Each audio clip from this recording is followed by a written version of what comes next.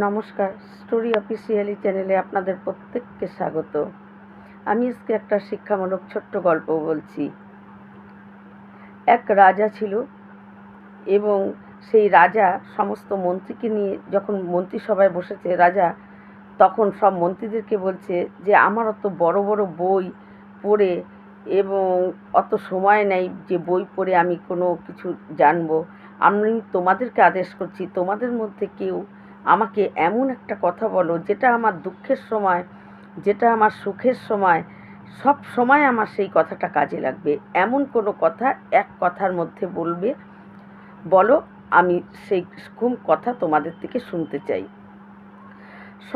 তারপরে সেই মন্ত্রীরা সবাই নানা রকম বই পড়ে অনেক রকমভাবে চেষ্টা করেও বা জ্ঞানী গুণী মানুষদের কাছেও জিজ্ঞাসা করে তারা তেমন কোনো এক কথার মধ্যে সুখের সময় দুঃখের সময় কাজে লাগবে এরকম কোনো কথা পায়নি। তারপর তাদের মধ্যে একজন মন্ত্রী বলে যে সে শুনেছিল যে এক বৌদ্ধ মহাত্মা ছিলেন, তার কথা তিনি জানতেন। তিনি মনে মনে ভাবে যে তার কাছে গিয়ে তার থেকে একটু যদি জানতে পারি। তিনি তার কাছে যান এবং তাকে গিয়ে সমস্ত কথা বলেন। সেই মহাত্মা বলে যে আমাকে তুমি রাজার কাছে নিয়ে চলো। সেই মহাত্মাকে রাজার কাছে নিয়ে আসে এবং মহাত্মার হাতে একটা আংটি ছিল। সেই আংটিটি রাজার হাতে দিয়ে বলে যে আমার গুরুদেব আমাকে একটা আংটি দিয়েছিল, বলেছিল যে যখন নাকি তুমি জীবনে কোনো দিকের পথ খুঁজে পাবে না, সমস্ত আলো পথ তোমার বন্ধ হয়ে যাবে, তুমি কোনো রাস্তা পাবে না, তুমি কোনো পথ পাবে না, এমন বিপদের সময় যদি তুমি পড়ো, তখন তুমি আংটির মধ্যে যে পাথর আছে এই পাথরের নিচে একটা ছোট্ট কাগজে একটা কথা লেখা আছে, সেই কথাটা তুমি পড়ো। কিন্তু ঈশ্বরের কৃপায় আমার তেমন কোনো দিন আসেনি, তাই আমি এই গুরুদেবের আংটিটার আমি হাতে পড়ে আছি, কিন্তু ওই কাগজে কি লেখা আছে আমি সেটা জানি না।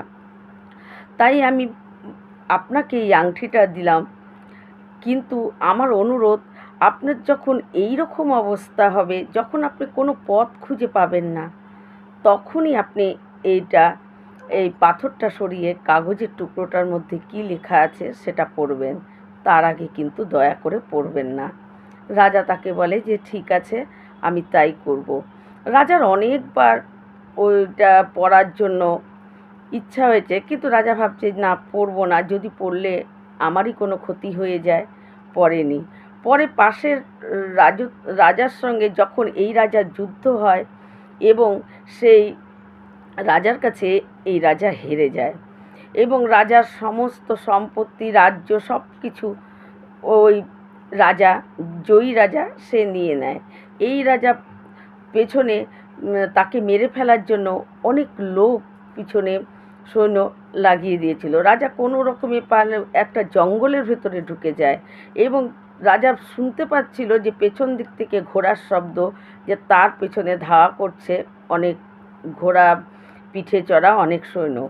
রাজা কোনো দিকে না পেয়ে সেই জঙ্গলের ভিতর দিয়ে একটা পথ পেয়ে রাজা যখন চলে যাচ্ছিল, যেতে যেতে রাজা দেখে মাঝখানে বড় খাদ, ওখানেই রাস্তা শেষ।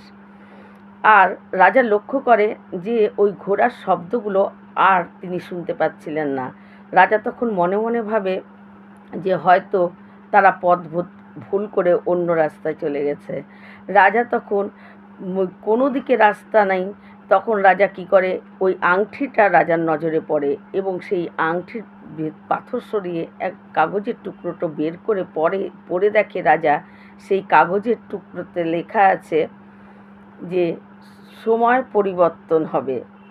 রাজার এই লেখাটুকু পড়ে তার ভিতরে যেন একটা আলো মতন সে পথ দেখতে পায় এবং তার শক্তি সঞ্চয় হয়, যে তার মানে আমার এই দিন চিরদিনের জন্য থাকবে না, আমার এই দিনও পরিবর্তন হবে। রাজা তখন কোনো রকমে আরও রাজার যে দেশের সৈন্যগুলো ছিল তাদের সঙ্গে যোগাযোগ করে এবং আরও অনেক মানুষের সঙ্গে যোগাযোগ করে তিনি একটা তার সৈন্য দল তৈরি করেন এবং করে সেই রাজার উপর আক্রমণ করে। এবার কিন্তু এই রাজা জিতে যায় এবং জিতে যখন তিনি আবার রাজা হয়ে সিংহাসনে বসেন, সেদিন তার খুব তার মন্ত্রীদের কাছে তিনি খুব গর্ববোধ করছিলেন। তার খুব বলছিল, তিনি এই গল্পই করছিলেন যে আমার কোনো কিছু ছিল না, আমি মানে নিজেকে খুব বড় করে তিনি দেখাচ্ছিলেন এবং তার খুব আনন্দ প্রকাশ পাচ্ছিল তার ভিতর থেকে। কিন্তু হঠাৎ সেই রাজার ওই আংটির দিকে চোখ যায়।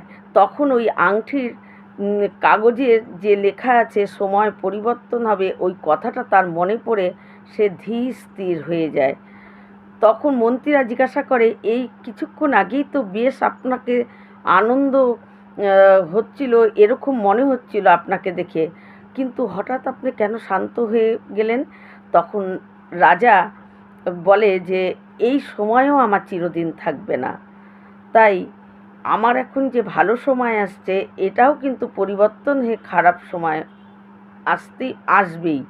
তাই ভালো সময়ে আমার যে গর্ববোধ করা এটা আমার উচিত হচ্ছে না, এবং এই গর্ব করে বা আমি অহংকার করছি এটাও আমার উচিত না, কারণ ভালো সময় আসলে খারাপ সময় আসবেই, আবার খারাপ সময় থাকলে সেটাও ভালো সময় আসবে। কোনো সময় চিরদিন একরকম থাকে না।